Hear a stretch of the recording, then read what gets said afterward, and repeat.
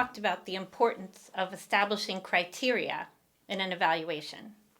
Another way to think about criteria is evaluation questions. What are the big questions that you hope this evaluation will answer for you? You can never answer all the questions, so you're going to have to prioritize. One way to do this is to think about the stage of life of the program. For example, when a program is new, there are different questions than you would have at the end. The example I was going to give you is a drug abuse program for high school students.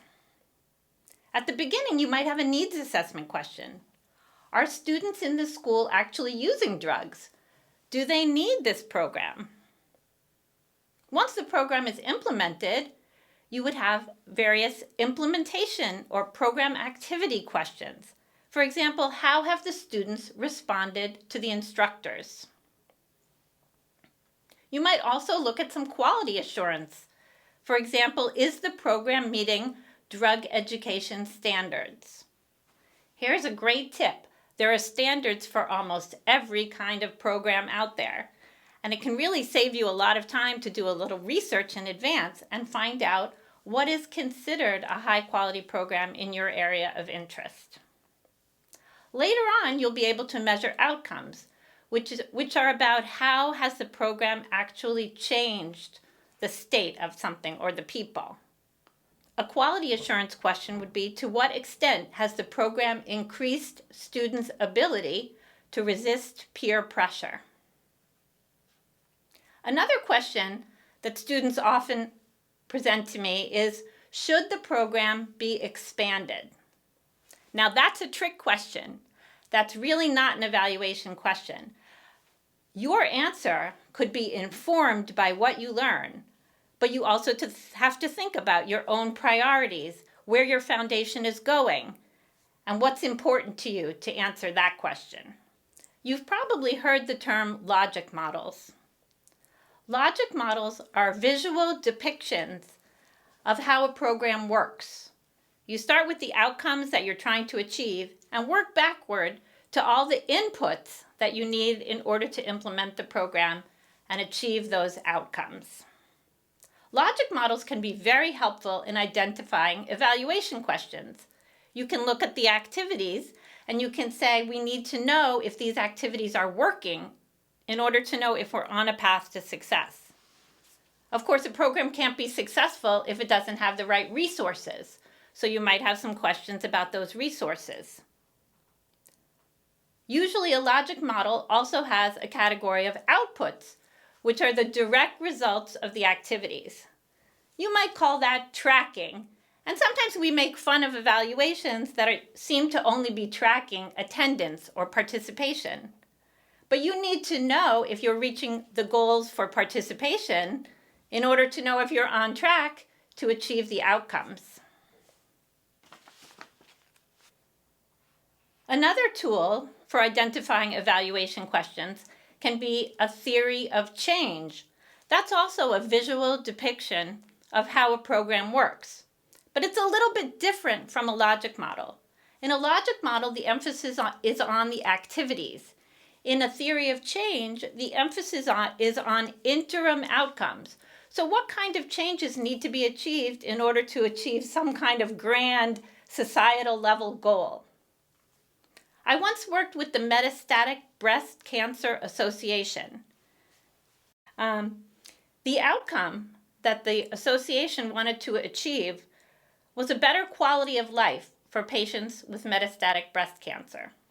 Through the process of creating the theory of change, they realized that they were doing activities in 3 different pathways to achieve that outcome. In fact, the final outcome of achieving better quality of life may not even be measurable, but they were certainly able to design evaluation to assess to what extent earlier outcomes were being achieved and they were on a pathway to achieving their goals. Once you've made all those important decisions, which will probably take you a while and a lot of discussion among stakeholders, then it's time to create a data collection plan. And this is where expertise can be really helpful because there are so many different methods of data collection. You would really want to have some professional assistance in designing your data collection plans. There are so many choices in data collection, and we're going to talk more about that later. But let me just give you an idea to kind of expand your mind. For example, there's unobtrusive data. That's the best kind because you don't need to ask the participants in the program or anyone else to provide it for you. For example, you could be collecting newspaper reports or voting records or report cards, or any kind of data that's created in the course of running the program.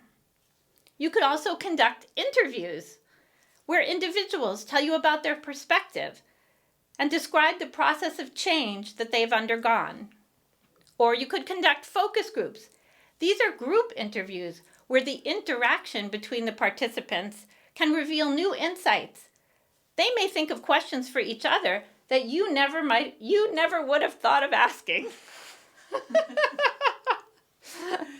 In a focus group, the participants may have questions for each other that you never would have thought of asking. Finally, we come to reporting. After you've collected all that data and you've analyzed it, what are you going to do with it? It's good to think about this right from the start. Who are the stakeholders? What kind of data are they interested in? Maybe you want to run the plan by them in advance to make sure that when those findings come out, they will find them credible. What information do your stakeholders need? What form do they need it in?